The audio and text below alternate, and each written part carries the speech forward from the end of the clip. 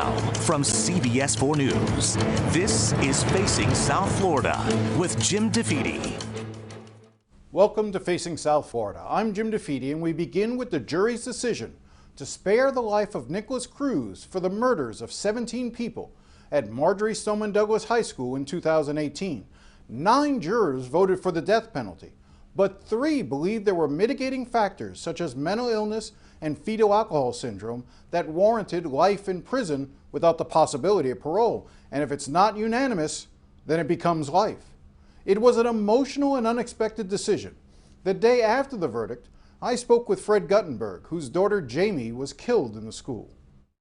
I decided yesterday morning, before going into the courtroom, that whatever the decision would be, I would be at peace with it.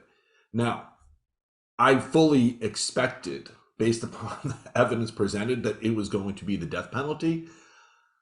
When I heard count after count after count after count coming up, no, I got angrier and angrier and angrier. Listen, I sat through that trial every day almost. And if I wasn't there on a given day, I watched every word of the testimony on television. I know what was proven, and the jury failed, and I just couldn't, I couldn't contain my anger. I am upset. This is what happened in Parkland, and Jim, you've covered this. Everything about what happened before February 14, 2018 was a series of failures.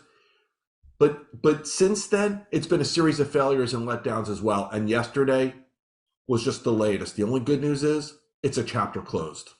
So I did understand it right away. And partly because, like I said, I sat through all the testimony, which included discussing the jury instructions.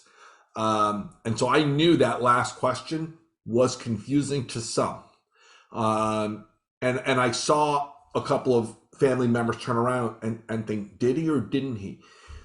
But the first person they discussed was Luke Hoyer. And Tom and Gina Hoyer were sitting right in front of me. And they sat through every day of that trial as well. They understood it. And they had an immediate reaction to it. Devastation. We were all just devastated. What was also interesting wasn't just the looks on the families, the looks on the jurors. There were so many jurors who were horrified by this outcome that literally one juror can hold up the will of all. And some of the jurors wouldn't even look up. They buried their hands in their heads. They shook their heads because they did listen to all the evidence. They did understand. I want to take a step back for a second, and maybe I'm not remembering correctly, but it seemed that over the course of our conversations over the years since this happened, there was a point where you would have been fine if right away he had pled guilty and been sentenced to life in prison, and that was it. You know, but to go through all of this, you know, was it a mistake to seek the death penalty? I'll say this. From the very first day, my ask of the state was not to pursue the death penalty. Not because I don't want him dead. Trust me, and I apologize for how harsh that may sound. I do want him gone. I thought the fastest way to do that would actually have been just taking the plea and putting him in with the general population and no longer protecting him from the other prisoners, which, by the way, he's now been protected for years. He has sat around with the tablet. He gets visitors. I didn't want him to have that existence anymore. And the fastest way to remove him from that existence would have been to put him in a horrible prison in northern Florida, where the other prisoners would have done their thing. But the state chose, for reasons that I fully understand and comprehend, to pursue the death penalty. Because if not for this case, how would you ever even be able to justify having the existence of a death penalty? And the facts of this case, as time went on, and I learned more about his planning, and I learned more about his evil, and I learned more about what he did to kill, but that he was actually hoping to kill even more. I became a full supporter in the path chosen by the state. However, we are here. This is the decision that was rendered. I woke up this morning at peace with the notion that he will now be living in hell on earth, and with the hope that his own defense attorney suggested during closing arguments that the other prisoners will eventually take care of it as a justification for saving his life. It was a really strange moment. I hope she's right. Did you, after the verdict, after court, did you go and visit Jaime? Unfortunately, it was pouring. We stayed around at court all day yesterday until mid-late afternoon, just all of our families, just together, and actually with the state attorneys. And by the time we left, it was pouring. I'm going today. What are you going to tell her? What I always do, the truth. I'm going to tell her what happened. I'm going to tell her about the job that the attorneys did on her behalf. And I'm going to tell her that while it isn't the death penalty, that the person who did this to her is still going to pay a horrific price. I'm going to tell her I love her. And I'm going to tell her I hate that this happened to her, which I tell her every time I go. Anyone who ever drives by while I'm sitting at the cemetery probably thinks I'm kind of crazy, because I have full-on conversations with my daughter. I use my hands and everything. I just, like, as if she's there. And I will do that when I go visit her later. You've talked about this strange question that folks like me and others in the media will ask: does this bring closure? Well, do you have closure? Closure. I'm not 100% clear as to what that term means anymore. But you've had a good response to that in terms of saying there is no such thing as closure, right? You know, not for my family, not for the other families. As long as we have the loss, we take it with us every single second of every day. As long as I have to visit my daughter in a cemetery, there is no such thing as closure. This is a chapter that we turn the page on. That's what this is.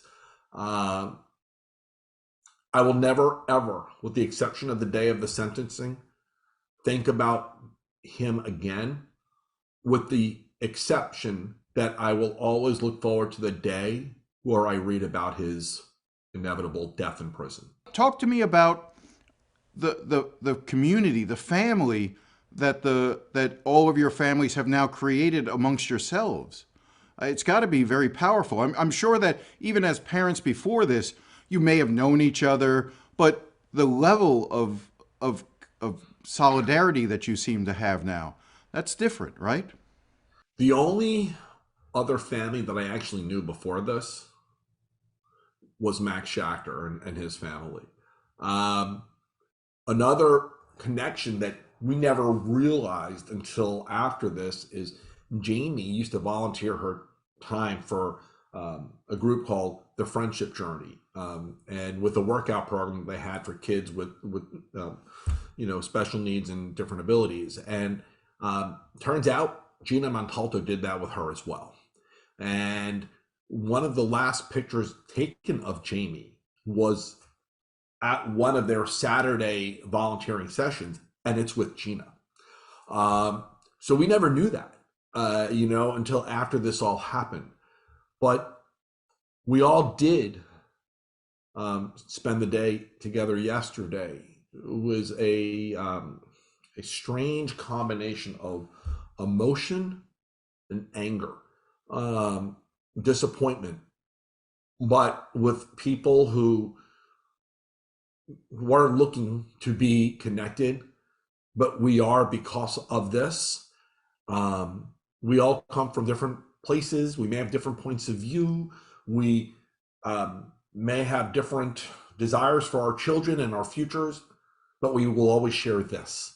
And yesterday was about this. And it was a very hard day. And I hope all the other families like me last night had a chance to just finally close their eyes and get a night of sleep, because I haven't in a while. Why do you think you were able to sleep better last night than in the last few weeks?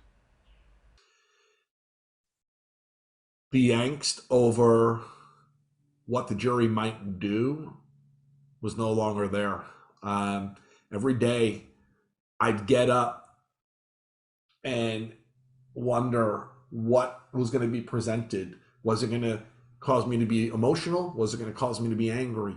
Will the jury understand?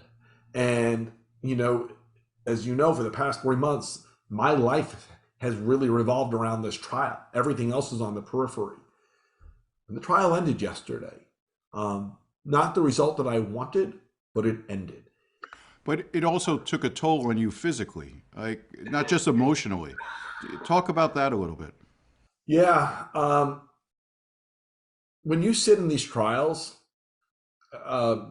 there's a certain behavior that has to be carried out.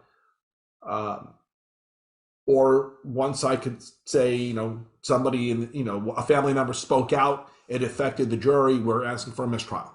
So you had to bottle everything up. You had to keep everything inside.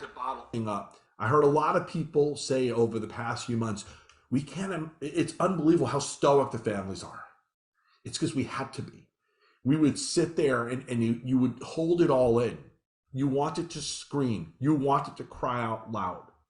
But because of the determination to achieve a death penalty result, we all bottled it in and we held it in because we didn't want to be the ones to have any influence on the jury that could be used in a negative way. But the week of the medical examiner exhibits, it became almost too hard for me. And I started having heart palpitations. I was having some shortness of breath. And again, it's not something you see on the video, because while it was happening sitting in the courtroom, I wasn't going to get up and cause a scene. I just wasn't. But I ended up at a cardiologist, and my heart is fine. My heart is actually perfectly well. But the stress, the emotion of holding everything in, it had an impact on me. And now that this trial is over, it is taking care of myself, getting myself maybe a little more physically fit is something that I'm determined to do. Maybe my wife and I finding some moments to do things in life that aren't all wrapped around this trial. Like I said, for years we've been preparing ourselves for it.